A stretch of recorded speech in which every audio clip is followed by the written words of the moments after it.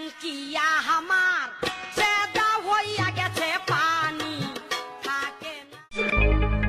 কি রে নেদা, এত জায়গা থাকতি তুই বনের ভিতর বসে কি করছিস? বিড়ি ফিড়ি খাচ্ছিস নাকি?